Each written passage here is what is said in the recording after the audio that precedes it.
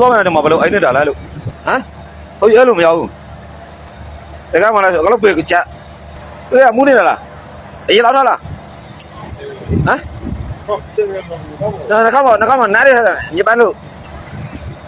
သင်္ကန်းမှာအာမနာဦးစင်မလုပ်ပါနဲ့သင်္ကန်းယူအာနာလို့မလုပ်ပါလိုအပ်တာကမြန်အကုန်လုပ်ပေးတယ်။အဲ့ထဲမှာနောက်တယောက်ကိုခေါ်လာပြီးအိတ်တယ်။ရက်ွက်လူကြီးကပြောတယ်ခယူးမဆိုင်ဘူးတမီးနေပေးတယ်။ဒီမှလည်းမပေါင်းချင်ဘူးထုံကြီးလာဝင်နေတာတဲ့အကောင်မှသူ့အမလီအာဘွားပေးထားတာတွေရောချွတ်ပြထားတာတွေမှာပို့တာ။အမလီတနခါလိမ့်ထားနေတာကိုအကြိုက်တနခါလိမ့်ပေးထားတာတွေတော့အဲ့ဒါတွေကသူကတမီးကိုပို့တာ။ဒီကောင်မှတက်ပုံနဲ့သူ့တက်ပုံနဲ့တွဲပြီးလိုင်းပေါ်မှာတင်ပေးထားတယ်။တင်ပေးထားလိုက်တယ်ဖုန်းကြီးတစ်ပါး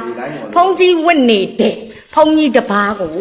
နော်ဒီလိုမျိုးလုပ်တယ်အဲ့လိုမိန်းကလေးမျိုးဒီပါလေနော်နင်းပုံကရိုက်ခွဲရမှာနော်မိဘ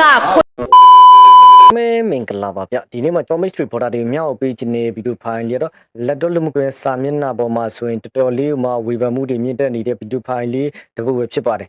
ဒါကတော့ကျွန်တော်တို့ရဟန်းအတုပေါ့နော်ရဟန်းအတုဟာဆိုရင်ကျွန်တော်အရက်တီစာတောက်စားပြီးတော့လမ်းဘေးမှာလဲနေတဲ့ဗီဒီယိုဖိုင်လေးပဲဖြစ်ပါတယ်ဗီဒီယိုဖိုင်ပြည့်စုံလေးကိုကျွန်တော်လိုက်ပါကြည့်ရှုပေးပါအောင်နော်ဘယ်လုံးလဲကွာဒီဘက်ကြောင်းလားဘာလုံးလဲကြောင်းမဟုတ်ဘူးလား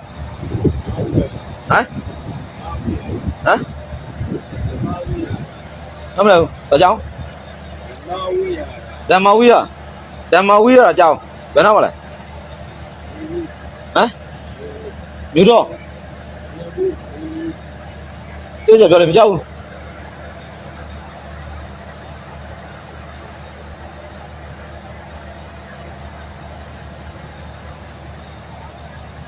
ရှမ်ဘူဘီလမ်းဘေးမှာလာအိတ်နေတာနော်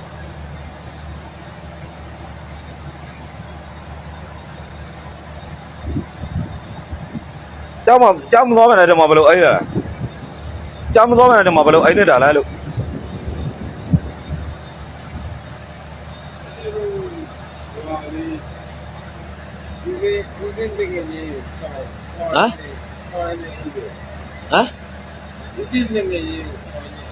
ဦးစင်းငါကျဲကိုစားရင်အိမ်ပြောသွားတယ်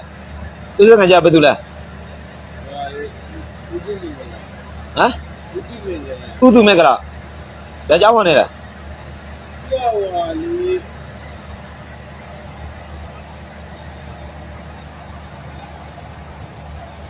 ဟုတ်ကြီးအဲ့လိုမရဘူးလေနော်ဟမ်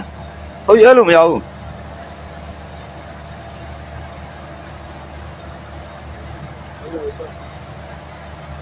ပေးဆုံးတာမနော်တကယ်မှလည်းကလို့ပြေချက်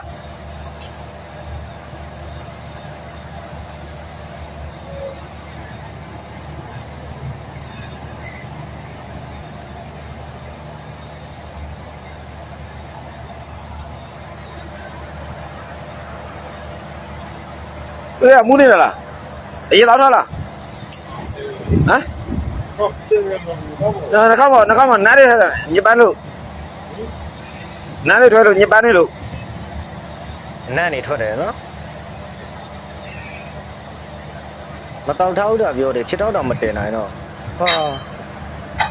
ဘိတ်တွေလည်းနော်ဟိုအောက်မှာလွတ်ပြစ်တာဟာတကယ်ပဲ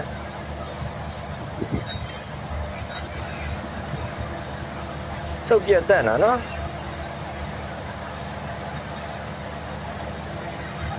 ဟောမချာငါဆက်ရနဲ့ချက်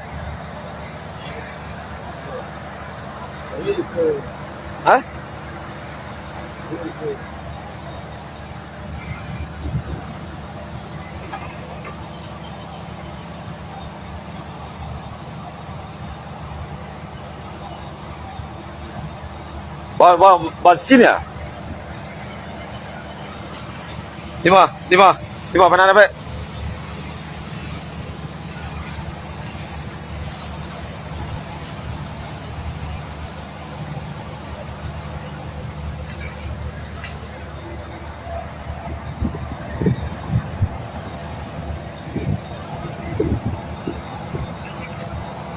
ဟဲ့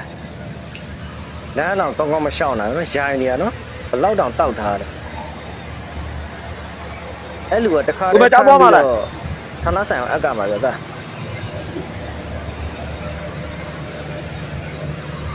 ပြေဆုံးလား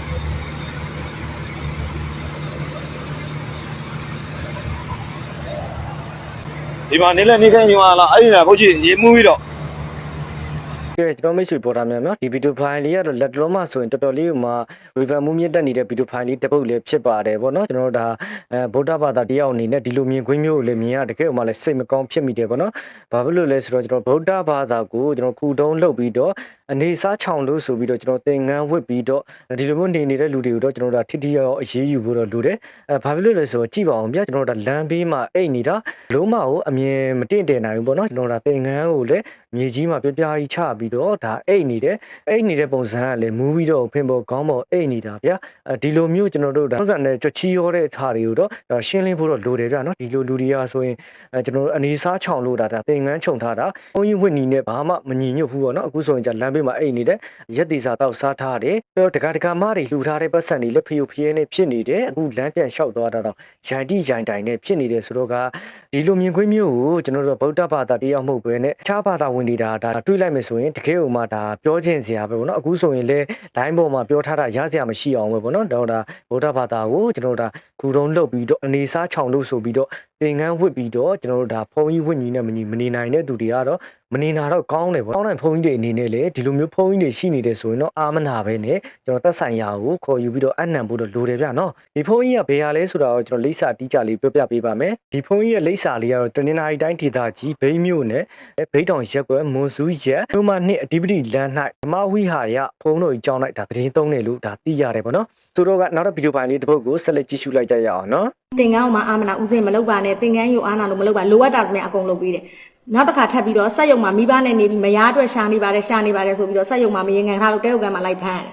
အခုတစ်ခါထပ်ပြီးနောက်တစ်ခါပထမကိုးစားမှာထပ်လုပ်သေးတယ်ရက်ကွက်ထဲမှာနောက်တယောက်ကိုခေါ်လာပြီးအိတ်တယ်ရက်ကွက်လူကြီးကပြောတယ်ဂယူးမဆိုင်ဘူးသမီးနေပေးတယ်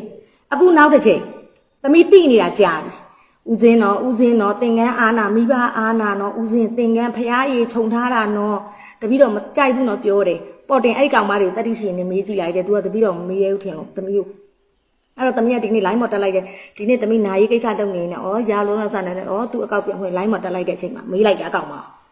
မေးလိုက်ကောအဲ့ကောင်မဘာပြောလဲဆိုတော့အင်းနဲ့ဟုတ်တယ်တဲ့နင်သူဖုန်းကြီးဆိုတာနင်သိလားလို့ပြောလိုက်တယ်လေဖုန်းကြီးဆိုတာနင်သိလားလို့ဆိုတော့သိတယ်တဲ့သူကသမီးမကောင်းကြောင်ပြောတယ်သူမိမတဲ့မကောင်းဘူးတဲ့သူကတဲ့ဘလောက်လောက်ကင်ကြွေတဲ့ရှာကြွေတဲ့အကောင်းမပြောဘူးတဲ့သူမိမသူ့ကိုအမြဲတမ်းအပြစ်ပဲပြောနေတာတဲ့အားကြောင့်မလို့တဲ့ဒီမိမနဲ့မပေါင်းချင်လို့ဖုန်းကြီးလာဝင်နေတာတဲ့နော်ဟိုကသမီးကိုထားပြတယ်ဟောဟာလားဟုတ်တယ်အဲ့ဒါဆိုတော့ဘာတော်လဲတဲ့သမီးကအမားလို့သူ့အမဝင်းကွယ်လို့ကောင်းပါတယ်လို့ညီမလေးလို့ဥစားဖြစ်ပေါ်လို့အစဉ်ပြေကောင်းတယ်မောလို့ညီမလေးလို့ပြောလိုက်တယ်ပြောသူကသမီးကိုဘာပြီးထပ်ပို့လဲဆိုတော့ဦးစင်းလို့ဒီမားလို့ဆိုသမီးကပို့လိုက်တယ်သူလှုပ်ထားတာတွေသူသမီးသိတယ်ဆိုတော့သမီးသိအောင်ပို့ပေးလိုက်တယ်ပို့ပေးရောသူကသမီးကိုထပ်ပြီးတော့အကောင်မှသူ့အမလီအာဘွားပေးထားတာတွေရောချွတ်ပြထားတာတွေပါပို့တာဘာလဲဆိုအမလီတနခါလိမ့်ထားနေတာကိုအကြိုက်တနခါလိမ့်ပေးထားတာတွေတော့ဟုတ်တယ်စကားအဲ့ဒါတွေပါသူကသမီးကိုပို့တာနော်အဲ့တော့ပို့တယ်ဆိုတော့ရှင်းလေးသိမ်းမကလာခဲ့လိုက်တဲ့လှုပ်ပေးလိုက်ဆိုသမီးကသမီးလှုပ်ပေးမယ်ပြီးသွားပြီဒါဆိုရင်အတန်ဖိုင်နေလည်းရှိသေးတယ်ဆိုင်လည်းရှိတယ်သမီးစီမှာကျင်းမှာစားလိုက်လှုပ်ပုံလှုပ်ချက်ကတော်တော်လေးကိုဆိုးသွားပြီအဲ့တော့သမီးကသမီးတိုင်နဲ့ဥစဉ်မလုံးနဲ့တော့သင်္ကန်းအောင်အားနာပါတဝါဝဲမယ်ဆိုတဝါဝဲသင်္ကန်းလေးနဲ့ကောင်းမွန်နေပါမအင်ရလည်းလိုအပ်တယ်လို့ပေးနေတယ်ဒီမှာလည်းသမီးရှိတယ်လို့လိုအပ်တယ်လို့ပေးတယ်လုပ်ပေးနေရင်လည်း तू ကထပ်ပြီးခတလဲတနာကိစ္စနဲ့ဘုန်းကြီးပါလို့သင်္ကန်းဝဲနေတယ်သမီးပြောတာကိုမိပါလည်းတိတ်ခါကြတယ်ကျောင်းလည်းတိတ်ခါကြတယ်အခုသမီးကလည်းတင်ပေးထားလေသူ့ကောင်မဓာတ်ပုံနဲ့သူ့ဓာတ်ပုံနဲ့တွဲပြီး line ပေါ်မှာတင်ပေးထားတယ်တင်ပေးထားလိုက်တယ်ဖုန်းကြီးတစ်ပါးဖုန်းကြီးဝတ်နေတယ်ဖုန်းကြီးတစ်ပါးကိုနော်ဒီလိုမျိုးလုပ်တယ်အဲ့လိုမိန်းကလေးမျိုးဒီပါလေဟုတ်တော့နင်ဖုန်းမှာရိုက်ခွဲရမှာနော်မိဘခွေးလားဟုတ်ကဲ့ဒါကတော့နောက်ထပ်ကျွန်တော်တို့ဗီဒီယိုဖိုင်လေးတစ်ပုဒ်ပဲဖြစ်ပါတယ်ဒါကတော့ကျွန်တော်တို့အနေစားချောင်လို့ဖုန်းကြီးဝတ်ပြီးတော့ဖုန်းကြီးဝတ်နီးနဲ့ဝင်းကြီးနဲ့မနေဘဲနဲ့ကျွန်တော်ဖုန်းကြီးဝတ်ကြီးနဲ့ကျွန်တော်မိမရှုပ်နေတယ်ဒီလိုအချိန်မျိုးမှာနောက်ကဒါစီးတဲ့သူတွေပါဒါရံပြူတဲ့ပုံစံပေါ့နော်တချို့တွေကလည်းတချို့မိန်းကလေးတွေကလည်းကျွန်တော်ဖုန်းကြီးဝတ်ကြီးနဲ့တီးနဲ့ဟိုမှာကျွန်တော်တို့သွားပြီးတော့ပတ်သက်တဲ့မိန်းကလေးတွေလည်းရှိတယ်ဗျဒါတွေကတော်တော်လေးမှဆိုးရတဲ့အခြေအနေလေးတွေတခုပါပဲအခုကြည့်ရှုနေတဲ့ကျွန်တော်မိတ်ဆွေတွေထင်မြင်စားချက်လေးတွေလည်းကွန်မန့်မှာဝင်ရောက်ဆွေးနွေးကြံပြသွားလို့ကြပါတယ်နောက်တဲ့ဗီဒီယိုပိုင်းမှာကျွန်တော်ပြန်လည်ဆုံတွေ့ကြမယ်နော်